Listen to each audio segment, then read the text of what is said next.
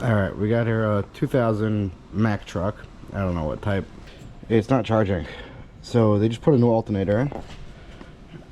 And I'm gonna have to start it just to verify, but they say it's not charging. So it's a 12-volt system. And there's new batteries in here also. So there's 3 batteries. Alright, so let me get a meter. Just see what we got.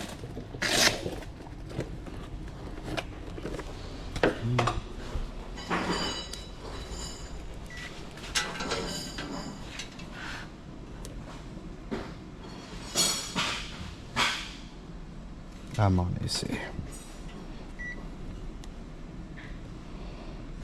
Alright, we got 12.48 volts. Let's get this thing running.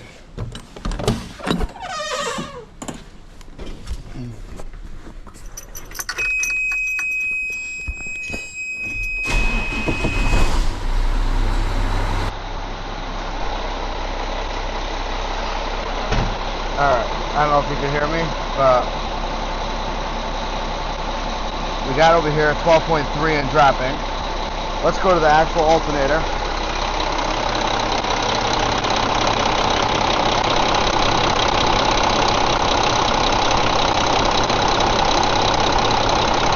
And over here we got 12.6, 12.9.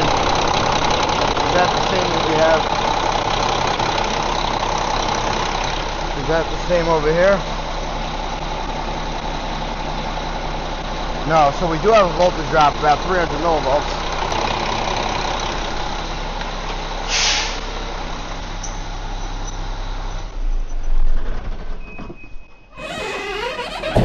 Alright, I don't know if you're able to hear me before, but we had over here 12 point, like almost 12 volts, and over here we had 12.38. So there is a voltage drop, unless the alternator is just charging at 12 and we have no continuity from the alternator to the battery. So I think the easiest way to test that would be with a test light. We'll just go to battery. Actually, it's not going to be conclusive because the ground could be connected. So let's just try this. Let's go to battery ground. I hit a power, it lights up. So now I should have power on this fuse, and I do. But it's not conclusive because the grounds could be connected and not the power. Okay, so the old alternator, I don't want to get off track. The old alternator is right here. And he showed me that there was a little wire on this stud. It was just not a wire, but a little loop right here that is ripped. But he couldn't find any wire that it came from. Now, look at the diagram for this thing. So, on trucks I only have Mitchell.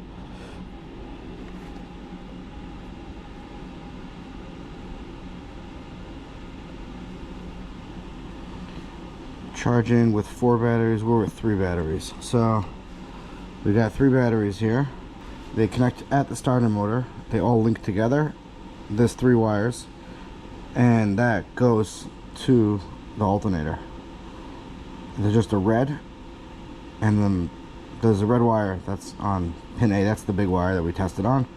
And then there's a black wire that's a ground, and it's case grounded. So looking at this alternator,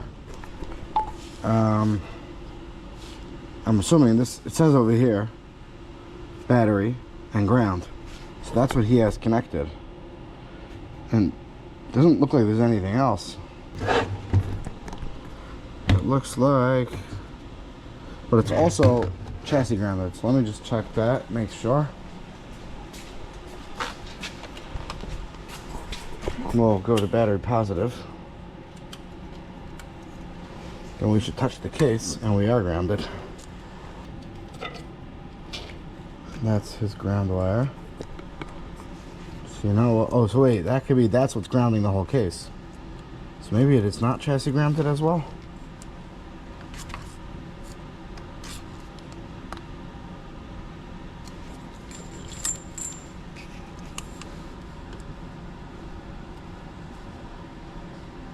See, we definitely light out from ground. The question is it not, you know, is it 300 millivolts less? Is that where our actual voltage drop is in the ground? We really have to run a voltage drop test. So on the starter, we have, let's see, here's all the wires. So here's the heavy wire coming in. We should have a junction.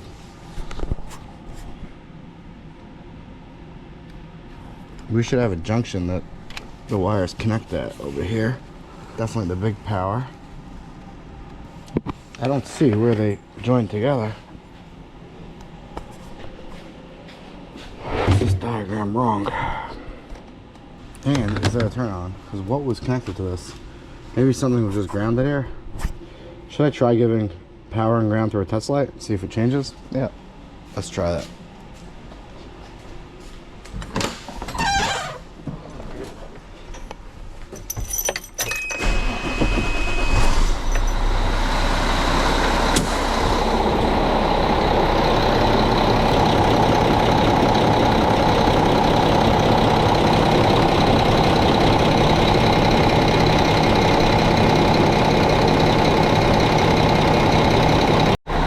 Alright, so I'm going to connect the test light to battery positive.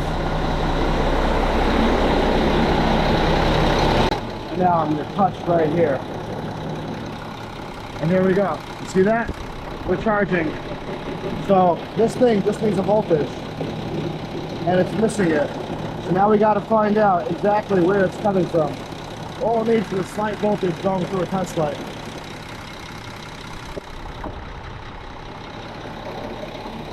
Oh, actually, it just needs a turn-on signal.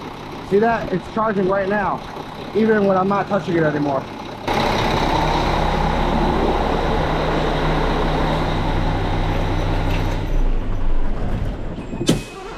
Alright, so I don't know if you were able to hear me before, but when I touched power through a test light, it started charging at 14 volts. Now, even after I took the test light off of the stud, it was still charging. So it just needs a turn-on signal, so there must be a wire that was actually connected to that thing that ripped. And we gotta find it, or we could just jump, I guess any power would probably fix it also. It's funny that I don't see it on the diagram, but it definitely started charging. Let's see, what's here? Let me look in this thing, maybe it's wrapped in here. Wait. What's this? Here's another wire. I'm look around a little more, see if I can find it. Alright, well, right here we have 14 volts at the alternator. I'm connected on the actual alternator. But if I go to the battery itself, on the battery, see if I go over here, I only got 12.4. So we're not getting power from the alternator to here. So there's some sort of open. So I gotta figure that out. I'm gonna try to voltage drop the power and the ground side and see if our problem's on the power or the ground. Alright, so looking at this battery, the diagram's clearly wrong.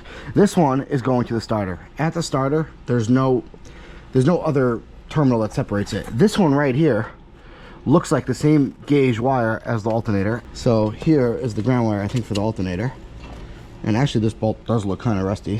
We're going to voltage drop from, let's just think how to do this. We're going to go from positive to positive over here. So here's my meter. We're gonna hook up this guy. Okay, we'll put this right here. We'll put this on the positive.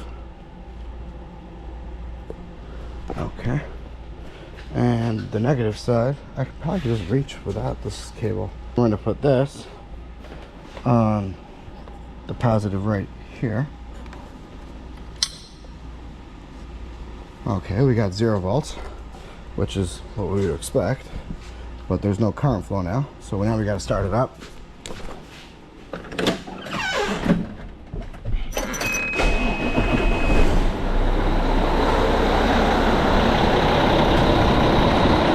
And we have 9 millivolts, which is not a lot.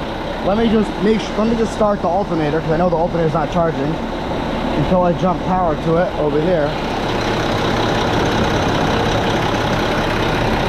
Alright, and we went up to 17 millivolts. That's still not a lot. So now I'm going to do the ground side. So I'm going to hook this to battery ground.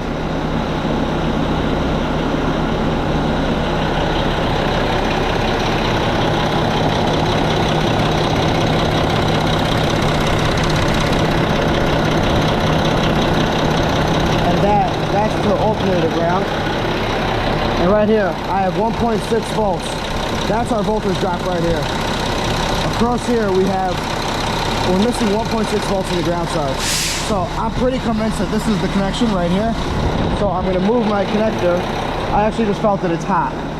So that's for sure. I'm gonna check right here. Watch, if I move this to right here, I should probably have, nah, I still have. Okay, I gotta clean this up.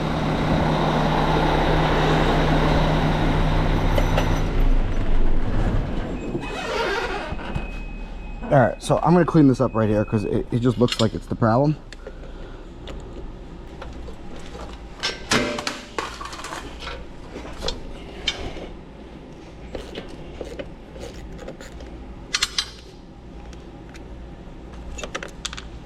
Put a new one on. Telling me that he thinks the ground's going to the frame rail, not to the battery. So we're gonna have to clean that up also. But let me just put this on over here. Just see if it fixed it. It's probably not if it's not going to the frame rail, if it's not going to the battery. I thought it was. Let's just see. All right, let's start it up.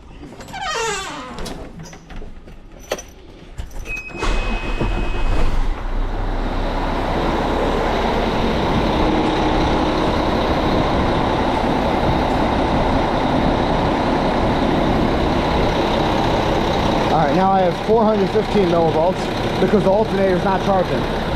Let's start the alternator charging.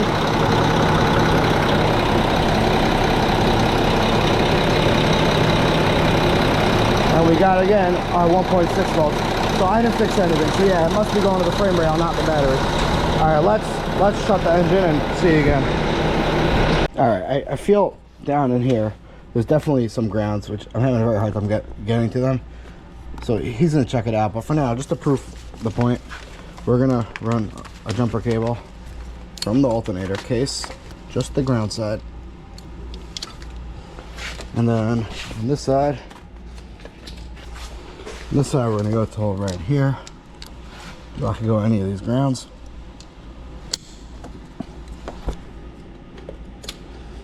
And now we should charge at the battery.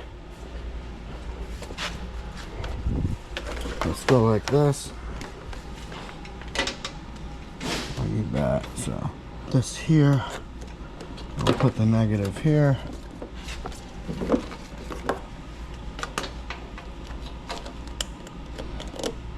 All right, we got 12.4 at the battery. We'll start it up.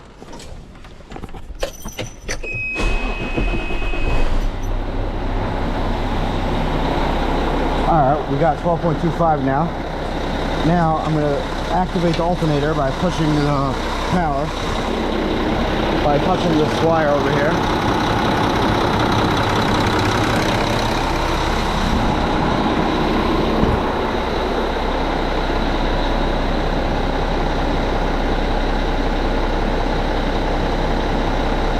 .8. So we're probably not on the alternator good over there.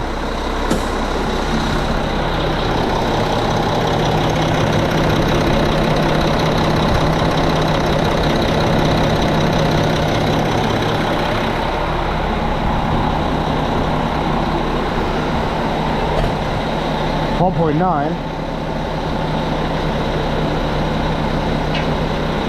Let me just make sure I activate it all.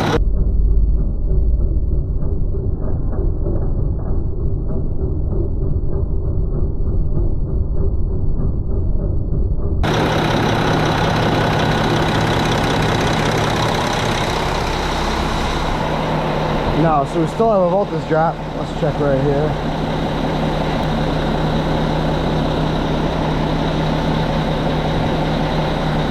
12.9 without the ground. At the alternator, I have 13.87. So I'm just not making contact right here.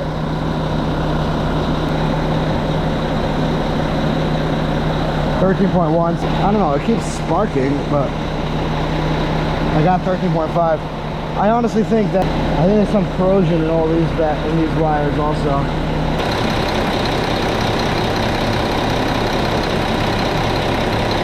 I have a 4 amp test light running through that wire and it makes no difference. So I'm a little nervous. I don't know how to do this. I'm a little nervous to run this straight to ground. It's just gonna blow the fuse. So we need, like, I have to actually find that wire that turns it on. But we still have some sort of voltage drop between it. Alright, here's where I'm holding. So the alternator we have, at least the old one and the new one, both say Delco Remy 22 SI. So I was looking at how it's supposed to work, and it says it's available in either 1-wire, 2-wire, or 3-wire configuration. These configurations refer to the minimum number of lead wire connections necessary at the alternator for operation. Some applications may use additional connections for accessory. Fine, that's not what we need. But the 1-wire type requires that only the alternator output battery be connected to the battery positive terminal, and that a ground path be provided between the alternator housing and the battery negative terminal. So I think that's what we need. 1 wire. We have just the power and a ground. We don't have an extra wire here. It could be this was, I have no idea when that's from. Now there's a basic 2-wire which leads from the ignition switch, which goes through load, through actual light in the dashboard, and that will feed resistive circuit so that it doesn't backfeed into the alternator, and that it also won't, what do you call it, it won't blow the fuse. Meaning I tried over here running through a 4 amp test light and it lights up, and then I tried an actual 15 amp fuse and it blows instantly the second I touch this pin over here. So that's, I don't think, unless we could build some contraption, I really think we just have the wrong alternator. I think we have a 2-wire and we need a 1-wire. And that will fix turning the alternator on, getting it to charge. The ground, these grounds look pretty bad. If I jump it, I have power, so he's gonna clean up all the grounds. I gotta get out of here. I was here for too long. But I think that's the problem. All right, thanks for watching. All right, the tech was showing me this is the one that he ordered. And if you go down, it says 1-wire cable capable right here, and it says no. So yeah, we clearly have the wrong alternator. All right, it's funny that they both have the same part number, but it is what it is. All right, thanks for watching.